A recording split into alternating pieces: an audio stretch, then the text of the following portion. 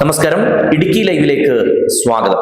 കോൺഗ്രസ് കട്ടപ്പന മുൻ block secretary, Kattappana നഗരസഭയുടെ മുൻ കൗൺസിലർ, 2 പതിറ്റാണ്ട് കാലം കട്ടപ്പന അർബൻ ബാങ്കിന്റെ ഡയറക്ടർ ബോർഡ് അംഗം, അങ്ങനെ പൊതുപ്രവർത്തന രംഗത്ത് 3.5 പതിറ്റാണ്ട് പൂർത്തിയാക്കുന്ന ഷമേജ് കെ ജോർജ് നമ്മോടൊപ്പം ചേരുകയാണ്.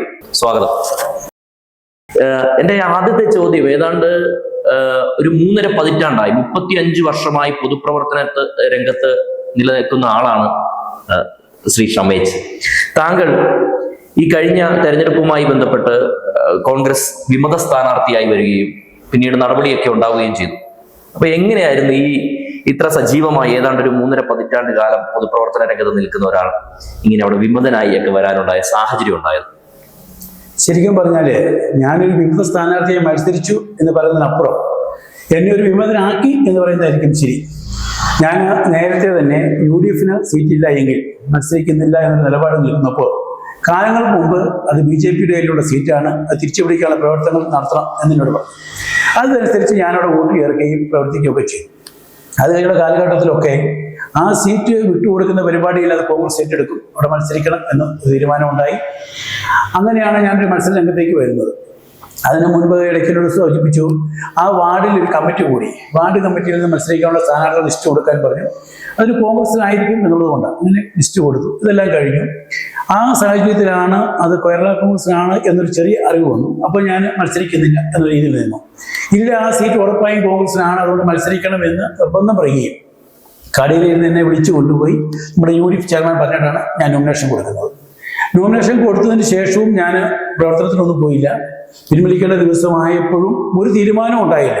അപ്പം ഞാൻ അവിടുത്തെ UDF സ്ഥാനാർത്ഥി എന്ന് അവകാശപ്പെട്ട കുട്ടിച്ചേട്ടനോട് ഞാൻ പറയും, കുട്ടിച്ചേട്ടൻ അത് ആർക്കാണ് സീറ്റ് എന്ന് തീരുമാനം ഉണ്ടാവട്ടെ, നമുക്കതൊന്ന് തീരുമാനിക്കാം, ഇനി നിങ്ങൾക്കാണെങ്കിൽ ഞാൻ മാറിത്തരാം. പക്ഷെ അതിന് ചർച്ചയോ സംസാരമോ വേണം, ആരെങ്കിലും ഒന്ന് സംസാരിക്കട്ടെ എന്ന് പറയും. ഏതാണെങ്കിലും എന്നോട് ആരും സംസാരിച്ചില്ല. നോമിനേഷൻ എന്നെ കൊണ്ട് കൊടുപ്പിച്ച UDF ചെയർമാൻ പോലും അത് പിൻവലിക്കണമെന്ന് പറഞ്ഞില്ല, കോൺഗ്രസ് നേതൃത്വം ആരും പറഞ്ഞില്ല. അതുകൊണ്ടാണ് പല വാർഡിലും അതുപോലെ ഉണ്ടായിട്ടുണ്ട്. ആരും നേതൃത്വ നിലയിൽ നിന്ന് ബന്ധപ്പെടാത്തത് കൊണ്ട് പല വാർഡിലും റിബൽ സ്ഥാനാർത്ഥികളുണ്ടായി. അതുപോലെ ഞാനും ഒരു റിബലായി. പിന്നെ അതങ്ങനെ ഒരു ആലോചനയില്ലാതെ ചെയ്തപ്പോൾ നമുക്കും അതൊരു ഫീലിങ്സ് ആയി. നമ്മളങ്ങനെ മത്സരരംഗത്തേക്ക് വന്നു. ഇപ്പൊ മുമ്പ് പറഞ്ഞു വാർഡിൽ വോട്ട് ചേർക്കുന്നത് അടക്കമുള്ള പ്രവർത്തനങ്ങൾ ഇപ്പം ഇലക്ഷൻ മുന്നിൽ കണ്ടുകൊണ്ട് തന്നെ നമ്മൾ പ്രവർത്തനത്തിലേക്ക് കടന്നിരുന്നു, അല്ലേ? കടന്നിരുന്നു. കട്ടപ്പന മുനിസിപ്പാലിറ്റിയിൽ നോക്കുകയാണെങ്കിൽ അന്നുള്ള കൗൺസിലർമാരിൽ ഏറ്റവും കൂടുതൽ വോട്ട് ചേർത്ത ഒരാൾ ഞാനായിരിക്കും. ഈ പറയുന്ന വലിയകണ്ഠം എന്ന് പറയുന്ന വാർഡിൽ ഏതാണ്ട് ഒരു 70 വോട്ട് ഞാൻ ചേർത്തിട്ടുണ്ട്.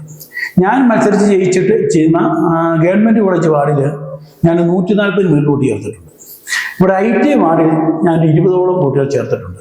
പിന്നെ കല്യാണത്തിനെന്ന് പറയുന്ന 33-ാം വാർഡിൽ അവിടെയും ഞാൻ 25 വോട്ടുകൾ ചേർത്തിട്ടുണ്ട്. അങ്ങനെ എല്ലാ വാർഡിലും ഞാൻ കൗൺസിലറായി സേവനം ചെയ്ത അതിന് ചുറ്റുവട്ടത്തുള്ള എല്ലാ വാർഡിലും വോട്ട് ചേർക്കുന്ന കാര്യത്തിലും അത് പാർട്ടിയുടെ എല്ലാ പരിപാടിയിലും ഞാൻ സജീവമായിട്ട് പങ്കെടുത്തിട്ടുണ്ട്. ഇവിടെ ഈ സീറ്റ് താങ്കൾക്ക് തന്നെ ആയിരിക്കും എന്നും താങ്കൾക്കായിരിക്കും സീറ്റ് എന്നും താങ്കൾക്ക് വിജയിക്കാനുള്ള സാധ്യതയുണ്ടെന്നും UDF ചെയർമാൻ താങ്കളോട് പറഞ്ഞിരുന്നു. അല്ല, അങ്ങനെ പറഞ്ഞിരുന്നു. ഒരു കാരണവശാലും ഈ സീറ്റ് വിട്ടുകൊടുക്കാതെ എന്ന് പറഞ്ഞു. നോമിനേഷൻ കൊടുക്കുന്നതിന് മുമ്പ് തന്നെ അത്യാവശ്യം ആൾക്കാരെ കണ്ട് വർക്കിൽ ആരംഭിക്കുക എന്ന് എന്നോട് സൂചിപ്പിച്ചിട്ടുണ്ട്. ചെയർമാൻ്റെ കൂടെയുള്ള ആൾക്കാരൊക്കെ സൂചിപ്പിച്ചിട്ടുണ്ട്. പിന്നീട് ഇതിനെക്കുറിച്ച് ഒരു സംസാരം ഉണ്ടായിട്ടേ ഇല്ല. പിന്നെ നോമിനേഷൻ കൊടുത്തതിന് ശേഷം പിൻവലിക്കണമെന്നോ ഒരു കാര്യം ഒരു ചർച്ച ഉണ്ടായിട്ടില്ല. എനിക്ക് തോന്നുന്നു ഇപ്പൊ ഈ വാർഡ് കമ്മിറ്റിയൊക്കെ കൂട്ടിയിട്ടാണല്ലോ ഈ സീറ്റ് വിഭജനമൊക്കെ നടന്നത്. ഈ വാർഡ് കമ്മിറ്റിയൊക്കെ നിങ്ങളുടെ കൂടുന്ന സമയത്ത് താങ്കളുടെ പേര് അതിലേക്ക് കൊടുത്തിട്ടുണ്ടായിരുന്നു? ആ വാർഡിൽ നിന്ന് കൊടുത്തിട്ടുണ്ടായിരുന്നു. അതുപോലെ തന്നെ ഞാൻ മത്സരിച്ച് ജയിച്ച വാർഡ്, അത് കാലങ്ങളായി വേറെ ഗവൺമെന്റ് കോളേജ് അല്ലേ? ഗവൺമെന്റ് കോളേജ് വാർഡ്, അത് CPMന്റെ കയ്യിലുള്ള വാർഡായിരുന്നു. അതിനുശേഷം അത് BJPയുടെ കയ്യിലായി. അവിടുന്ന് ഞാൻ അത് തിരിച്ചു പിടിച്ച് ജയിച്ചു. ആ വാർഡിലും കോൺഗ്രസ് സ്ഥാനാർത്ഥി ഉണ്ടാവണമെന്ന് പറഞ്ഞാൽ ആ വാർഡിൽ നിന്നും ഒരു ലിസ്റ്റ് കൊടുത്തിട്ടുണ്ടായിരുന്നു. അപ്പോൾ എന്നോട് ഈ 2 വാർഡിലും വാർഡ് കമ്മിറ്റി കൂടി അവിടുത്തെ സ്ഥാനാർത്ഥി ലിസ്റ്റ് കൊടുക്കണം, അതിനോട് ചാർജ് എനിക്ക് തരികയും ചെയ്തു. അങ്ങനെ കൊടുക്കുകയും ചെയ്തിട്ടുണ്ട്. ഇപ്പം ഗവൺമെന്റ് കോളേജ് വാർഡിലേക്ക് വരുമ്പോഴത്തേക്ക് അവിടെ ഈ ബീന ജോബിയുടെ പേര് കേട്ടിരുന്നു. അത് അങ്ങനെ ലിസ്റ്റിൽ ഉണ്ടായിരുന്നാണോ? അത് പറയുമ്പോൾ അതൊക്കെ ഒരു രാഷ്ട്രീയപരമായ ചില തന്ത്രങ്ങളുടെ ഭാഗമാണ്. അത് വെച്ചാൽ ബീന ജോബി അതിന് മുമ്പ് തന്നെ ആ വാർഡ് കമ്മിറ്റി കൂടി ഒരാളുടെ 1-2 പേരുടെ പേര് പറഞ്ഞു. അവരുടെ പേര് എഴുതി ഒരു ലിസ്റ്റ് കൊടുക്കാൻ പറഞ്ഞു. ദൈവകൃപയാൽ ഈ ലിസ്റ്റ് അവർ ഇതുവരെ മേടിച്ചിട്ടില്ല. അന്ന് എഴുതിയ ലിസ്റ്റ് ഇന്ന് എൻ്റെ വാർഡ് കമ്മിറ്റിയുടെ ലിസ്റ്റ് ഇപ്പോഴും എൻ്റെ വണ്ടിയിൽ തന്നെ ഇരിക്കുക. ഇതൊന്നും പാർട്ടി നേതൃത്വം മേടിച്ചിട്ടില്ല. പിന്നെ അവസാന ഘട്ടത്തിലേക്ക് ചർച്ചകളൊക്കെ താമസിച്ച് വന്നപ്പോൾ ആ വാർഡിലെ കമ്മിറ്റി പൂർണ്ണമായും ബീന ജോബി അവിടെ തൊട്ടടുത്തുള്ള ആളാണ്, മുൻ ചെയർപേഴ്സണാണ്, ആ വാർഡ് നല്ല ബന്ധമുണ്ട്, അവർ നിന്നാൽ ജയിക്കും എന്നൊരു നിലപാടിലേക്ക് വന്നു. അപ്പോൾ അവർ മത്സരിക്കും എന്നൊരു നിലപാട് വന്നപ്പോൾ അവരോട് വ്യക്തിപരമായി ഇഷ്ടപ്പെടുള്ള ചില നേതാക്കന്മാർ അത് ഒഴിവാക്കാൻ വേണ്ടി ഈ സീറ്റ് മനഃപൂർവ്വം ജോസഫ് ഗ്രൂപ്പിൽ കൊടുക്കുകയാണ്. അവിടെ ജോസഫ് ഗ്രൂപ്പിന് സാധ്യതയുള്ള വാദമല്ല. അവരിന്നാൽ ജയിക്കും. പക്ഷേ ഈ നേതാക്കന്മാരുടെ മനസ്സിൽ വന്നത് പണ്ട് നമ്മൾ പറയുന്നത് പോലെ ആങ്ങളെ മരിച്ചാലും കുഴപ്പമില്ല, നാത്തോനെ കണ്ണീര് കാണുമെന്ന് പറഞ്ഞതുപോലെ അവിടെ BJP യോ CPM ജയിച്ചാലും കുഴപ്പമില്ല, ഇവരെ വരരുത് എന്നൊരു ചിന്താഗതി ചില ആൾക്കാരുടെ മനസ്സിൽ വന്നു. അതുകൊണ്ടാണ് ആ സീറ്റ് കോൺഗ്രസ് കൈവിട്ടു പോയത്. എനിക്ക് തോന്നുന്നു ഇത്തരത്തിൽ ഇപ്പം 5 or 6 എടുത്ത് വിമത സ്ഥാനാർത്ഥികൾ എന്ന് പറയുന്ന കോൺഗ്രസിന്റെ സജീവ പ്രവർത്തകരായിട്ടുള്ള ആളുകൾ സ്ഥാനാർത്ഥിയാകേണ്ടതായിട്ടുള്ള സാഹചര്യം ഉണ്ടായി ഇല്ലേ? അതിനെ കുറിച്ച് അപ്പൊ അതിനറിയില്ല, പല വാർഡിലെ പ്രവർത്തകരാണ് ശരിക്കും പാർട്ടിയുടെ അസറ്റ്. ഇപ്പം ജില്ലാ കമ്മിറ്റിയുടെ പരിപാടി ഇട്ടാൽ അവർ ബ്ലോക്ക് കമ്മിറ്റിയിലേക്ക് പറയും ഇന്ന ബ്ലോക്കിൽ നിന്ന് ഇത്ര പേര് പങ്കെടുക്കണം. ബ്ലോക്ക് കമ്മിറ്റി മണ്ഡലം കമ്മിറ്റിയോട് പറയും.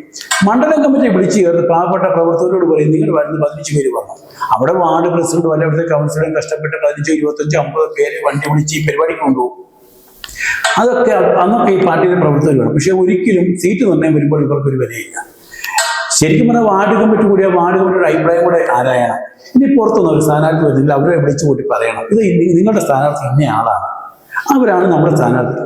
ഇത് അങ്ങനെ ഒരു നിലപാടൊന്നും ഈ പാർട്ടിക്കില്ല. സമയമായി നോമിനേഷൻ കൊടുക്കേണ്ട അവസാന ദിവസവും ആരെയും പലതവണ പേര് കൊടുക്കും. പിൻവലിക്കുന്ന സമയം ഒക്കെ കഴിഞ്ഞപ്പോഴത്തേക്ക് ഇന്നയാളുടെ സ്ഥാനാർത്ഥി അവരെ ചുമന്നോണം. അതാണൊരു ഇപ്പോഴത്തെ ഒരു സ്ഥിതി. അങ്ങനെ വന്നതുകൊണ്ടാണ് പല വാർഡുകളും റിബലുണ്ടായത്. ഇപ്പൊ ഈ ഏതാണ്ട് എനിക്കൊന്ന് 35 വർഷത്തെ ഒരു പൊതുപ്രവർത്തന രംഗത്ത് എത്തിയിട്ട് 3.5 പതിറ്റാണ്ടായി. കേരള കോൺഗ്രസ് എമ്മിലൂടെ പ്രവർത്തനം ആരംഭിച്ചു, വിദ്യാർത്ഥി രാഷ്ട്രീയത്തിലൂടെ KSC എമ്മിലൂടെ പ്രവർത്തനം ആരംഭിച്ചു, പിന്നീട് കോൺഗ്രസിലേക്ക് എത്തി. ഈ 35 വർഷം എങ്ങനെ കാണുന്നു? ഈ 35 വർഷമായിട്ട് സജീവമായിട്ട് നിന്നൊരു താങ്കൾ എങ്ങനെ കാണുന്നു? നമ്മൾ പൊതു രംഗത്ത് നിന്നപ്പോഴേ ഇപ്പോഴും സാധാരണക്കായ ആൾക്കാരുമായി ചേർന്നാണ് പ്രവർത്തിച്ചിട്ടുള്ളത്. ശരിക്കും പറഞ്ഞാൽ നമുക്ക് ജനങ്ങളുടെ ഒരു അംഗീകാരം കിട്ടിയിട്ടുണ്ട്. വോട്ട് കിട്ടുമോ ജയിക്കുമോ തോക്കുമോ എന്നുള്ളതല്ല, ഒരാൾക്കാരുടെ മുമ്പിൽ ഇറങ്ങിയാൽ നമുക്കൊരു ഐഡന്റിറ്റി ഉണ്ടായത് ഒരു രാഷ്ട്രീയ പ്രവർത്തനത്തിലൂടെയാണ്. നമുക്ക് ആരും ഒരു സ്ഥലത്ത് നിന്ന് മാറി നിൽക്കാൻ പറയുന്ന അവസരം ഉണ്ടായിട്ടില്ല. ഞാൻ നിന്ന കാലഘട്ടത്തിലൊക്കെ നിൽക്കുന്ന പ്രസ്ഥാനങ്ങളിൽ വളരെ ആത്മാർത്ഥതയോടെയാണ് പ്രവർത്തിച്ചിട്ടുള്ളത്. അത് ഇപ്പോൾ നമുക്ക് ചില പ്രശ്നങ്ങളൊക്കെ ഉണ്ടാകുമ്പോൾ പല ആൾക്കാരെയും കാണാറില്ല. പക്ഷെ നമ്മൾ പാർട്ടിയിൽ നിൽക്കുമ്പോൾ ഒരു പ്രശ്നമുണ്ടെങ്കിലും നമ്മൾ അതിന് കൂടെ സജീവമായി നിൽക്കും. അതുകൊണ്ട് നമുക്ക് ചില ബുദ്ധിമുട്ടുകൾ ഉണ്ടായിട്ടുണ്ട്, കേസുകൾ ഉണ്ടായിട്ടുണ്ട്, സാമ്പത്തികമായ നഷ്ടങ്ങളൊക്കെ ഉണ്ടായിട്ടുണ്ട്. പക്ഷെ അതൊക്കെ ഒരു രാഷ്ട്രീയ പ്രവർത്തന ഭാഗമായിട്ട് ഞാൻ സന്തോഷത്തോടെ കാണുന്നു. പക്ഷെ ഈ സന്തോഷത്തോടെ കാണുന്നു എന്ന് പറയുമ്പോഴും എനിക്ക് തോന്നുന്നു ഈ 35 വർഷം കഴിയുമ്പോൾ ഈ തെരഞ്ഞെടുപ്പിൽ ഒരു വിമത സ്ഥാനാർത്ഥിയാകേണ്ടി വരിക, പാർട്ടിയിൽ നിന്നും പുറത്താക്കേണ്ടതായിട്ട് വരിക, അതിന് എത്രത്തോളം മനോവിഷമത്തോടെ? പാർട്ടിയിൽ നിന്ന് വിപുലായി മത്സരിക്കുമ്പോൾ പുറത്താക്കുക എന്നുള്ള നടപടിയൊന്നും കോൺഗ്രസ് പാർട്ടിക്കുള്ളതായിട്ടാണ് എൻ്റെ അറിവ്. പക്ഷെ നമ്മൾ തൂക്കിക്കൊല്ലുന്നതിനോട് ഒരു അവസാനം ചോദ്യം ഉള്ളതുപോലെ അതിനൊരു മറുപടി ചോദിക്കേണ്ടതാണ്. നമ്മൾ നോമിനേഷൻ കൊടുക്കാൻ പറഞ്ഞിട്ടാണ് കൊടുക്കുന്നത്. അത് പിൻവലിക്കാൻ ആരും പറഞ്ഞില്ല. പിൻവലിക്കാൻ പറഞ്ഞതിന് ശേഷം പിൻവലിക്കാതെ നിൽക്കുന്നവരുടെ പേരിൽ നടപടി എടുക്കണം. അതാണ് ചെയ്യേണ്ടത്. പക്ഷെ നടപടി എടുക്കുമ്പോൾ എല്ലായിടത്തും എടുക്കണം. നമുക്കറിയാം, ഞാൻ മത്സരിച്ച ജോസഫ് ഗ്രൂപ്പിനെതിരെ ഞാൻ ബീന ജോബി മത്സരിച്ചു. അവരെ 2 പേരും നടപടി ഉണ്ടായി. വെട്ടിക്കുഴക്കാല വാർഡിൽ നല്ല ഒരു ചെറുപ്പക്കാരൻ മത്സരിച്ചു, നടപടി ഉണ്ടായി. പക്ഷെ എന്തുകൊണ്ടോ അതുപോലെ തന്നെയാണ് ടൗൺ വാർഡിൽ നടപടി ഉണ്ടായിട്ടില്ല. നമ്മുടെ മണ്ഡലം പ്രസിഡന്റ് സിജു ചക്കുമൂട്ടിൽ മത്സരിച്ച വാർഡിൽ സിജു ചക്കുമൂട്ടിൽ അല്ല ഔദ്യോഗിക സ്ഥാനാർത്ഥി അപ്പച്ചൻകുട്ടി എന്ന് പറയുന്ന ആളാണ് ഔദ്യോഗിക സ്ഥാനാർത്ഥി എന്ന് പാർട്ടിയുടെ Kerala Congress chairman PJ Joseph ആവർത്തിച്ച് പറഞ്ഞിട്ടുണ്ട്. അപ്പോൾ UDF ചെയർമാൻ പോലും അപ്പച്ചൻകുട്ടിയല്ല സിജുവാണ് സ്ഥാനാർത്ഥി തിരിച്ചും പറഞ്ഞിട്ടില്ല. പക്ഷെ ഏറ്റവും വലിയ ദൗർഭാഗ്യം എന്ന് പറഞ്ഞ് ഞാൻ കണ്ടത് കോൺഗ്രസിന്റെ ഏറ്റവും ഒരു മോശമായ അവസ്ഥയാണ്. ഇവിടെ സ്ഥാനാർത്ഥികളുടെ റോഡ് ഷോയും സ്ഥാനാർത്ഥിയെ പരിചയപ്പെടുന്ന പരിപാടി നിർത്തുമ്പോൾ ടൗൺ വാർഡിൽ നിന്ന് ഒരു സൈഡിൽ UDF ചെയർമാനും നേതാക്കന്മാർ നിൽക്കേണ്ട ഒരു സൈഡിൽ അപ്പച്ചൻകുട്ടി UDF സ്ഥാനാർത്ഥിയായി നിൽക്കുന്നു, മറു സൈഡിൽ സിജു ചക്കുമൂട്ടിൽ നിൽക്കുന്നു. അപ്പം സിജു ചക്കുമൂട്ടിൽ അങ്ങനെ റിബൽ സ്ഥാനാർത്ഥിയാണ്, സിജു ചക്കുമൂട്ടിനെ പുറത്താക്കണം. ഇനി അതല്ല, സിജു ചക്കുമൂട്ടിലാണ് യഥാർത്ഥ സ്ഥാനാർത്ഥി എങ്കിൽ ഞാൻ മനസ്സിലാക്കുന്നത് ഇവിടെ നിന്ന് UDF ചെയർമാന് ഈ AICC അംഗം, ബ്ലോക്ക് പ്രസിഡന്റ്, മണ്ഡലം പ്രസിഡന്റ് ഇവർ ഒപ്പിട്ട് സ്ഥാനാർത്ഥിയുടെ ലിസ്റ്റ് ജില്ലാ കമ്മിറ്റി കൊടുത്തിട്ടുണ്ട്. ആ ലിസ്റ്റിനകത്ത് സിജു ചക്കുമൂട്ടിന്റെ പേരുണ്ട്. തീർച്ചയായിട്ടും ഈ ജില്ലാ കമ്മിറ്റി കൊടുത്ത ലിസ്റ്റ് നമ്മുടെ കയ്യിലുണ്ട്. ആ ലിസ്റ്റിൽ സിജു ചക്കുമൂട്ടിന്റെ പേരാണോ? സിജു ചക്കുമൂട്ടിന്റെ പേരുണ്ട്. അപ്പം അങ്ങനെ സിജു ചക്കുമൂട്ടിന് ഔദ്യോഗിക സ്ഥാനാർത്ഥിയാണ് എങ്കിൽ PJ ജോസഫ് സാർ പറയുകയാണ് ഞങ്ങളുടെ സീറ്റാണ് അത് എന്ന് പറയുമ്പോൾ അല്ല, സാറിന് തെറ്റിയതാണ്, ഇത് UDF ജില്ലാ തീരുമാനം ഇന്നതാണ് എന്ന് ജില്ലാ നേതാവ് പറഞ്ഞിട്ടില്ല. അപ്പം സിജു അല്ല സ്ഥാനാർത്ഥി. ഇനി സിജു ആണെങ്കിൽ ജോസഫ് ഗ്രൂപ്പിനെതിരെ മത്സരിച്ച എന്നെ പാർട്ടിയിൽ നിന്ന് പുറത്താക്കി. അപ്പം കോൺഗ്രസിനെതിരെ മത്സരിച്ച ജോസഫ് ഗ്രൂപ്പിന്റെ ആളെ പച്ചക്കുട്ടിയെ പുറത്താക്കാൻ പാർട്ടി അവരോട് ആവശ്യപ്പെടണം. ഇതൊന്നും ചെയ്തെടുത്തില്ല. അപ്പൊ ഇതെല്ലാം ഒരു രാഷ്ട്രീയ നാടകം എന്ന് മാത്രമേ. ഒരു ഇരട്ടത്താപ്പ് ഉണ്ടായി. അപ്പൊ ഈ തീർച്ചയായിട്ടും ഇപ്പം മുമ്പ് പറഞ്ഞതുപോലെ തന്നെ പിന്നീട് വീണ്ടും ഞാൻ ഈ പറയുന്ന ഈ 35 വർഷത്തെ കണക്ക് പറയാൻ കാരണം 35 വർഷമായിട്ട് ഈ കോൺഗ്രസിൽ നിൽക്കുന്ന രാഷ്ട്രീയ കോൺഗ്രസിലേക്ക് എത്തി ഇതിനകത്ത് UDF പ്രവർത്തകനായിട്ട് സജീവ UDF പ്രവർത്തകനായിട്ട് നിൽക്കുന്ന താങ്കളെ പോലുള്ള ഇതിൽ നിന്ന് മാറിപ്പോകുമ്പം തീർച്ചയായിട്ടും ഒരു ഇത്രയും കാലം പ്രവർത്തിച്ച എന്ന നിലയിൽ ഒരു നേതൃത്വത്തിന് ഇദ്ദേഹവുമായി ഒന്ന് സംസാരിക്കാം, അല്ലെങ്കിൽ ഈ പ്രശ്നത്തിന് ഒരു പരിഹാരം ഉണ്ടാക്കാം, അത്തരത്തിൽ എന്തെങ്കിലും ചർച്ചകൾ എന്തെങ്കിലും ഉണ്ടായിട്ടുണ്ടോ? എൻ്റെ അടുത്ത് കട്ടപ്പനയുള്ള നേതാക്കന്മാരാരും സംസാരിച്ചിട്ടില്ല. പക്ഷെ നമുക്ക് വ്യക്തിബന്ധമായ അടുപ്പമുള്ള കട്ടപ്പനയ്ക്ക് വെളിയിലുള്ള ചില ആൾക്കാരൊക്കെ സംസാരിക്കാറുണ്ട്. സജീവമായി കാണണം, ഇനി അങ്ങനെ ഇട്ടിട്ട് പോലും എന്തെങ്കിലും പറയാം. ഞാൻ പ്രത്യേകിച്ച് ചോദിക്കാൻ കാര്യം എന്താണെന്ന് വെച്ചാൽ മുമ്പ് തന്നെ പറഞ്ഞു, ഇപ്പം UDF ചെയർമാനായിട്ടുള്ള ആൾ, UDF ചെയർമാനും അദ്ദേഹത്തിന്റെ പ്രധാനപ്പെട്ട നേതാക്കന്മാരും ഒക്കെ പറഞ്ഞിട്ടാണ് താങ്കൾ ഈ സ്ഥാനാർത്ഥിത്വത്തിലേക്ക് കടന്നു വന്നത് എന്ന് പറഞ്ഞു. പിന്നീട് നമുക്കൊരു വിഷമഘട്ടം ഉണ്ടായപ്പോൾ അവരൊക്കെ ഉണ്ടായിരുന്നു എന്നാണ് എന്റെ ചോദ്യം. തിരിച്ച് അല്ല, എപ്പോ എല്ലാവർക്കും വിഷമഘട്ടം വരുമ്പോൾ ഇവരെല്ലാം രാഷ്ട്രീയ രംഗത്ത് നിൽക്കുകയാണല്ലോ, അവരവരുടെ കാര്യങ്ങൾ നോക്കുന്നു. അതാണല്ലോ രാഷ്ട്രീയം എന്നാണ് എനിക്കിപ്പോൾ മനസ്സിലാക്കിയിട്ടുള്ളത്. ഓക്കെ, തീർച്ചയായിട്ടും. അതുപോലെ തന്നെ ഈ EM അഗസ്തിയുടെ ഒരു പരാജയവുമായി ബന്ധപ്പെട്ട് ഒരു മുതിർന്ന നേതാവ്, AICC അംഗമൊക്കെ ആയിട്ടുള്ള അദ്ദേഹത്തിന്റെ ഒരു പരാജയത്തെ എങ്ങനെയാണ് കാണുന്നത്? അപ്പം അതിനെക്കുറിച്ചൊന്നും സംസാരിക്കാൻ ഞാൻ വ്യക്തിപരമായ ഒരാളല്ല. എങ്കിൽ കൂടി ഇടുക്കിയിൽ കോൺഗ്രസ് വളർന്നതിന് പിന്നിൽ വളരെ ശക്തമായ പ്രവർത്തനം നടത്തിയിട്ടുള്ള ആള് EM അഗസ്തിയാണെന്ന് എല്ലാവർക്കും അറിയാം. അദ്ദേഹം മത്സരിച്ച സ്ഥിതിക്ക് അദ്ദേഹത്തെ ജയിപ്പിക്കേണ്ട ഒരു ബാധ്യതയും പാർട്ടിക്കുണ്ടായിരുന്നു. എൻ്റെ ഒരു അറിവനുസരിച്ച് പൊതുവിലൊക്കെ ചില അഭിപ്രായ വ്യത്യാസങ്ങളൊക്കെ പറഞ്ഞിട്ടുണ്ടെങ്കിലും 20 ഏക്കറിൽ അദ്ദേഹം മത്സരിച്ച പാർട്ടി ജയിക്കാൻ ഒരു സാധ്യതയുണ്ടായിരുന്നു. അത് എന്തുകൊണ്ട് അങ്ങനെ സംഭവിച്ചു, അല്ലെങ്കിൽ അങ്ങനെ ഒരു സാഹചര്യം ഉണ്ടായി എന്ന് അത് പാർട്ടി അന്വേഷിക്കണം. കാരണം AICC അംഗമായിട്ടുള്ള, അല്ലെങ്കിൽ കോൺഗ്രസ് ഈ ഇടുക്കി ജില്ലയിലെ ഏറ്റവും മുതിർന്ന നേതാവെന്ന് പറഞ്ഞ ആള് അങ്ങനെ ഒരു മുനിസിപ്പൽ ഇലക്ഷൻ മത്സരിച്ച് തോൽക്കേണ്ട സാഹചര്യത്തെക്കുറിച്ച് അത് പാർട്ടികൾക്ക് അന്വേഷണം നടത്തേണ്ട കാര്യം. ഈ കോൺഗ്രസിനെ സംബന്ധിച്ചിടത്തോളം താങ്കൾ അന്വേഷണം നടത്തണമെന്ന് പറയുമ്പോൾ തന്നെ അതിനകത്ത് നമുക്ക് മനസ്സിലാക്കാൻ പറ്റും, അതിനകത്തൊരു ഗ്രൂപ്പിന്റെ ഒരു ഭാഗമാണല്ലോ. കോൺഗ്രസ് എല്ലാ കാലവും ഗ്രൂപ്പുണ്ട്. കട്ടപ്പനയൊക്കെ സംബന്ധിച്ചോളം ഗ്രൂപ്പിനകത്ത് പിന്നെയും ഗ്രൂപ്പും ഒക്കെ ആയിട്ട് മുമ്പോട്ട് പോകുന്ന ഒരു സംവിധാനമാണ് ഉള്ളത്. അപ്പൊ ഈ ഗ്രൂപ്പുകളിൽ എത്രത്തോളം ഈ കോൺഗ്രസിനെ താഴേക്ക് വലിക്കുന്നുണ്ട്? നേരത്തെ ഉള്ള കാലഘട്ടത്തിലല്ലേ, PT തോമസ് കാലഘട്ടങ്ങളിലൊക്കെ സജീവമായി ഗ്രൂപ്പ് ഉണ്ടായിരുന്നു. പക്ഷെ 2 3 2 ഗ്രൂപ്പ് സജീവമായി നിൽക്കുമ്പോൾ ഈ ഇലക്ഷൻ രംഗം വരുമ്പോഴത്തേക്ക് ഗ്രൂപ്പെല്ലാം ഒന്നിക്കും. ശരിക്കും ഗ്രൂപ്പിന്റെ പ്രവർത്തനം കോൺഗ്രസിന്റെ വളർച്ചയ്ക്ക് ഒരു ഭാഗമായിട്ട് അങ്ങനെ. പക്ഷെ ഇപ്പോഴത്തെ ഗ്രൂപ്പ് അങ്ങനെയല്ല, വ്യക്തികളെ അധിഷ്ഠിതമാക്കി മാത്രമുള്ള ഗ്രൂപ്പാണ്. അന്ന് ആദർശത്തെ അടിസ്ഥാനമാക്കി, അല്ലെങ്കിൽ ഒരു നിലപാടിലുള്ള ഗ്രൂപ്പുകൾ. ഇത് പറഞ്ഞപ്പോഴേ ഇപ്പം എന്നോട് മുമ്പ് പറഞ്ഞു, ഇപ്പൊ ഇലക്ഷൻ ഒക്കെ വരുമ്പോൾ എല്ലാ ഗ്രൂപ്പുകളുടെ സജീവമായിട്ട് കോൺഗ്രസിന്റെ വിജയത്തിനായിട്ട് നിൽക്കുന്നു പറഞ്ഞു. പക്ഷെ ഇപ്പം ഈ ഗ്രൂപ്പുകള് ഈ എതിർ ഗ്രൂപ്പിലുള്ളവരെ തകർക്കാൻ വേണ്ടിയിട്ടുള്ള ശ്രമം. അതാണ് ഞാൻ പറഞ്ഞത്, ഇപ്പോഴത്തെ ഗ്രൂപ്പ് എന്നത് വ്യക്തി അധിഷ്ഠിതമാണ്. പാർട്ടി വളരുന്നതിനൊപ്പം വ്യക്തിയെ വളർത്താണ് ഗ്രൂപ്പുകൾ. അതുകൊണ്ട് എതിര് നിൽക്കുന്ന ആൾക്കാരെ തകർക്കത്തക്ക രീതിയിലുള്ള ഗ്രൂപ്പുകൾ എന്ന് പറഞ്ഞാൽ, നിങ്ങൾ പറഞ്ഞതുപോലെ ഗ്രൂപ്പിനകത്ത് ഗ്രൂപ്പ്. പണ്ടൊരാൾ പറഞ്ഞതുപോലെ പള്ളിക്കകത്തൊരു കുരിശുപള്ളി എന്ന് പറഞ്ഞതുപോലെ ഗ്രൂപ്പിനകത്ത് ഒരു ചെറിയ ഗ്രൂപ്പ് ഉണ്ടാക്കി കുറച്ച് ആൾക്കാരുടെ ഒരു രീതിയിൽ പോവുക. അപ്പൊ അവരെ മാത്രം സംരക്ഷിക്കപ്പെടുക, മറ്റുള്ളവരെ ഇല്ലായ്മ ചെയ്യുക. ആ ഒരു പ്രവർത്തനം വന്നപ്പോൾ പാർട്ടിക്ക് അത് ഭയങ്കരമായി ദോഷമായി മാറിയിട്ടുണ്ട്. ഈ താങ്കൾ കൗൺസിലറായിരുന്ന കാലഘട്ടത്തിൽ, ബ്ലോക്ക് സെക്രട്ടറി ആയിരുന്ന ഒരു കാലഘട്ടത്തിലൊക്കെ എത്തരത്തിലായിരുന്നു ഒരു പ്രവർത്തനം? ഒരു ആത്മസംതൃപ്തി തോന്നുന്നുണ്ടോ പ്രവർത്തനമായിട്ട് ബന്ധപ്പെട്ട്?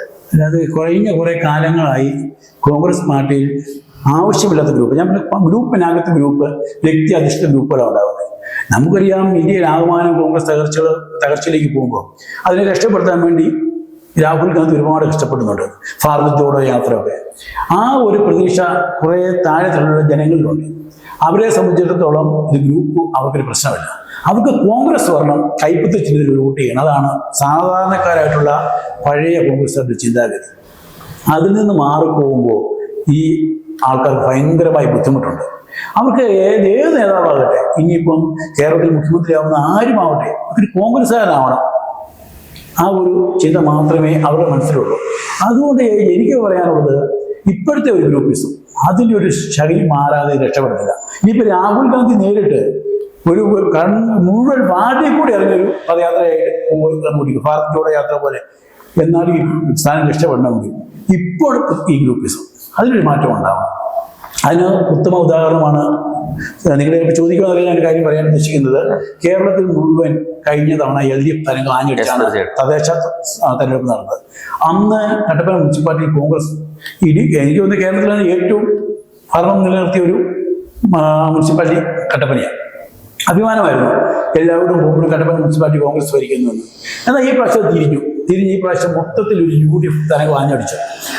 രാജാക്കാട് പോലെയുള്ള പഞ്ചായത്തുകൾ കോൺഗ്രസ് സ്വപ്നം കാണാത്ത സ്ഥലങ്ങൾ പോലും തിരിച്ചു പിടിച്ചു. UDF തിരിച്ചു പിടിച്ചപ്പോഴും തിരിച്ചു പിടിച്ചു. പക്ഷെ കട്ടപ്പനയിൽ വളരെ പുറകോട്ട് പോയി. അത് പാർട്ടി അന്വേഷിക്കേണ്ട കാര്യമാണ്. പാർട്ടി അന്വേഷിക്കേണ്ട കാര്യം എന്ന് പറഞ്ഞാൽ ചിലപ്പോൾ അണികൾക്ക് മടക്ക് വന്നിട്ട് കാണാം. അത് കഴിഞ്ഞ തവണത്തേക്കാൾ 4 സീറ്റ് LDF കൂടുതൽ നേടി. പ്രധാനപ്പെട്ട AICC അംഗം തോറ്റു. അങ്ങനെയുള്ള വിവിധ ഘടകങ്ങളാണ് പറഞ്ഞത്. കട്ടപ്പനയിൽ മത്സരിച്ച ആൾക്കാരുടെ ലിസ്റ്റ് എടുത്ത് നോക്കണം. UDF ചെയർമാൻ, AICC അംഗം, ബ്ലോക്ക് പ്രസിഡന്റ്, മണ്ഡലം പ്രസിഡന്റ്, അതുപോലെ പ്രധാനപ്പെട്ട ഒത്തിരി ഭാരവാഹികൾ, ജില്ലാ നേതാക്കന്മാര്, കർഷക കോൺഗ്രസ് ആൾക്കാർ, ഇവരൊക്കെ അങ്ങനെ വലിയ ആൾക്കാരാണ് മത്സരിക്കുന്നത്. ഇത്രയും നേതൃത്വം നിലനിന്ന് മത്സരിക്കുമ്പോൾ കേരളത്തിൽ മുഴുവൻ UDF മുന്നേറുമ്പോൾ എന്തുകൊണ്ട് ഇടുക്കി ഈ കട്ടപ്പനയിൽ പുറകോട്ട് പോയി? അത് പാർട്ടി അന്വേഷിക്കണം. കാരണം ഇവിടെ ഒന്ന് ഇതിനകത്തുള്ള ഗ്രൂപ്പിസം, ഞാൻ പറഞ്ഞ ഒരു വ്യക്തി അധിഷ്ഠിത ഗ്രൂപ്പുകൾ ഉണ്ടാകുന്നു. ആ ഗ്രൂപ്പിൽ വ്യക്തികളെ മാത്രം പൂജിച്ച് കുറച്ച് ആൾക്കാർ വരുന്നു, മറ്റുള്ളവരെ ഇല്ലായ്മയാൻ വേണ്ടി ശ്രമിക്കുന്നു. അത് ഒന്നാമതിനകത്ത് ഉണ്ടായിട്ടുണ്ട്. അത് മാറി വരാതെ കോൺഗ്രസിന് ഇനി കട്ടപ്പനയിൽ, കാരണം മറ്റു പ്രദേശങ്ങളിൽ സമയപ്രദേശം മുഴുവൻ കോൺഗ്രസിന്റെ ഇടയിൽ,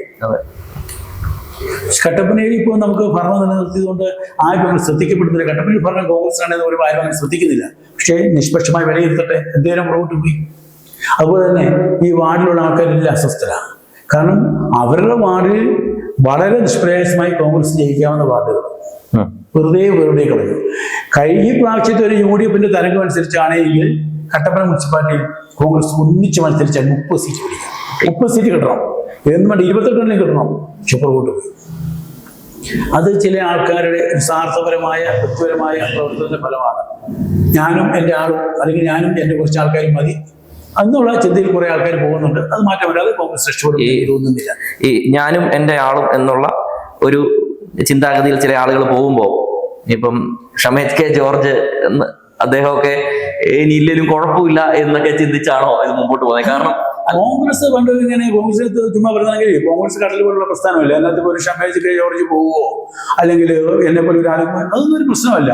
കാരണം കോൺഗ്രസ് ഇഷ്ടം പോലെ ഇപ്പോഴും കോൺഗ്രസ് വിശ്വസിക്കുന്ന ആൾക്കാർ ഒരുപാട്. ഞാനിത് പറയാൻ കാര്യമാണ്, ഇപ്പം താങ്കൾ മാത്രമല്ല, ഇപ്പം വെട്ടിക്കുഴക്കവലയിലെ റിൻഡോ സെബാസ്റ്റിനെ എടുത്തു നോക്കിക്കഴിഞ്ഞാൽ, ബീന ജോബി എടുത്തു നോക്കിക്കഴിഞ്ഞാൽ, ഇവരൊക്കെ ബീന ജോബിയൊക്കെ കട്ടപ്പന നഗരസഭയുടെ ചെയർപേഴ്സൺ ആയിട്ടിരുന്ന ആളാണല്ലോ. അപ്പം ഇങ്ങനെയുള്ള ആളുകളെ ഈ വിമതന്മാരായി എന്ന് പറഞ്ഞ് നിങ്ങളെ പുറത്താക്കുന്നു, അല്ലെങ്കിൽ ഇവരെ ഒന്ന് ചേർത്ത് പിടിച്ചുകൊണ്ട്, അല്ലെങ്കിൽ ഈ പ്രശ്നമൊക്കെ ഒന്ന് പരിഹരിച്ചു പോകാൻ എന്താണ് ഈ നേതൃത്വം വൈകുന്നത്? സൗമനസ്യത്തോടെ സംസാരിച്ചാൽ പരിഹരിക്കപ്പെടാവുന്ന ഒരുപാട് പ്രശ്നങ്ങളുണ്ട്. പലപ്പോഴും പലരുടെ ഈഗോയും വിട്ടുവീഴ്ചയില്ലായ്മയാണ് പ്രശ്നങ്ങൾക്കെല്ലാം കാരണം. ഇപ്പൊ മുൻ ചെയർപേഴ്സൺമാർ 2 പേര് മത്സരിച്ചു. പിന്നെയുള്ള ചെയർപേഴ്സൺ ബീന ജോബിയാണ്. വേണേ അവർക്ക് മത്സരിക്കാൻ ഒരു സീറ്റ് കൊടുക്കാം. പിന്നെ നമുക്കറിയാമല്ലോ, വനിതകൾക്ക് 18 സീറ്റുണ്ട്, 36. പിന്നെയും ജനറൽ സീറ്റ് വനിത മത്സരിച്ചിട്ടുണ്ട്. അങ്ങനെ മത്സരിക്കാൻ അവസരം കൊടുത്തപ്പോൾ ഇപ്പൊ ജോയി ആയിരത്തി സീറ്റ് കൊടുത്ത് തോറ്റു. ആ സീറ്റിൽ ബീന ജോബി കൗൺസിലർ അവിടുത്തെ, എന്റെ അറിവനുസരിച്ച് അവർ ഏതാണ്ട് 170ഓളം വോട്ട് പുതിയ അവിടെ ചേർത്ത് ആ വാർഡിൽ അവർ ചേർത്തു. ആ വാർഡിൽ അവർ പണിയെടുത്തിട്ടാണ് പോകുന്നത്. ആ സീറ്റ് അപ്പൊ ഏതാണെങ്കിലും കുറെ സീറ്റുകൾ, ജനറൽ സീറ്റുകൾ വനിതകൾക്ക് കൊടുക്കുന്നുണ്ട്. ഇത് അവർക്ക് കൊടുക്കാം. സാമനിത്വത്തോടെ പറഞ്ഞ് അവരെ പരിഹരിക്കപ്പെട്ട ആ പ്രശ്നം പരിഹരിക്കും. അങ്ങനെയാണെങ്കിൽ ആ സീറ്റ് കിട്ടും. അപ്പം ഓക്കെ, അപ്പം അത്തരത്തിലാണ് പലരും മത്സര രംഗത്തേക്ക് വന്നതും. ഒരുപക്ഷെ മത്സരിക്കാനുള്ള നിങ്ങൾ തന്നെയായിരിക്കും സ്ഥാനാർത്ഥി എന്ന് നേരത്തെ പറയുകയും നാമനിർദ്ദേശ പത്രിക കൊടുപ്പിക്കുകയും ഒക്കെ ചെയ്തതിനു ശേഷം പിന്നീട് തിരിഞ്ഞു നോക്കാത്ത ഒരു അവസ്ഥയിലേക്ക് വന്നു എന്നുള്ളതാണ് യാഥാർത്ഥ്യം. ഓക്കെ, ഇനി എനിക്ക് ചോദിക്കാനുള്ളത്, ഈ കോൺഗ്രസിന്റെ മുൻ ബ്ലോക്ക് സെക്രട്ടറി ആയിരുന്ന, അല്ലെങ്കിൽ കട്ടപ്പന നഗരസഭയുടെ മുൻ കൗൺസിലറായിരുന്ന, ഏതാണ്ട് 2 പതിറ്റാണ്ട് കാലം അർബൻ ബാങ്കിന്റെ ബോർഡ് അംഗമായിരുന്ന, 35 വർഷമായിട്ട് പൊതുപ്രവർത്തന രംഗത്ത് സജീവമായിട്ട് നിൽക്കുന്ന താങ്കളുടെ അടുത്ത ഒരു അടുത്ത ഒരു സ്റ്റെപ്പ് എന്താണ്?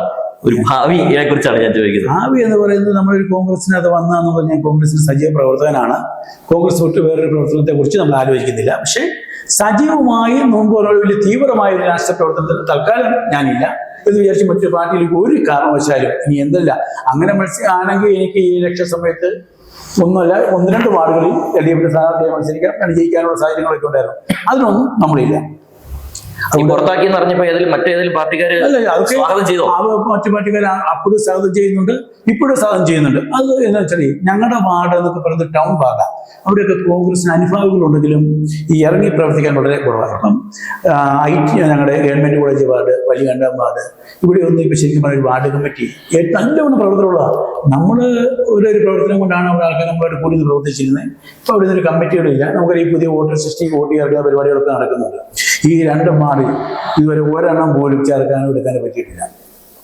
നമ്മളിവിടെ സജീവമായി നിന്നിട്ട് കുറച്ച് ആൾക്കാർ കൂടിയാണ് ഇതൊക്കെ നടന്നതിനെ. ഇപ്പൊ ഞാൻ സൂചിപ്പിച്ചോളെ, ഇപ്പൊ ഈ 250-300 വോട്ടുകൾ ഞാൻ തന്നെ പലയിടത്തായിട്ട് ചേർത്തിട്ടുണ്ട്.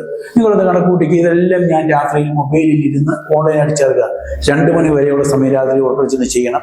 പിറ്റേ ദിവസം അതിന് 3 പ്രിന്റ് നമ്മൾ തന്നെ എടുക്കണം. ഇത് ഈ വോട്ട് ആൾക്കാരുടെ നിന്ന് കുറച്ച് ID പ്രൂഫിന്റെ തന്നെ ആൾക്കാരെ തിരിച്ചുകൊണ്ട് കൊടുക്കണം. അവരെ ഹിയറിംഗിന് കൊണ്ടുപോകണം. ഇതെല്ലാം ഈ 4 വാർഡുകൾ ഞാൻ ചെയ്തിട്ടുണ്ട്. അങ്ങനെ സജീവമായി പ്രവർത്തിക്കുന്ന ഒരാൾക്ക് മാറിപ്പോകുമ്പം ചിലപ്പോൾ ചില ബുദ്ധിമുട്ടുകളൊക്കെ ഉണ്ടാകും. പക്ഷെ കോൺഗ്രസ് പാർട്ടിയെ സംബന്ധിച്ച് അതൊന്നൊരു പ്രശ്നമല്ല എന്നാണ് ഞാൻ മനസ്സിലാക്കുന്നത്. തീർച്ചയായിട്ടും ഇത്ര നേരം നമ്മളുമായിട്ട് സംസാരിച്ചു.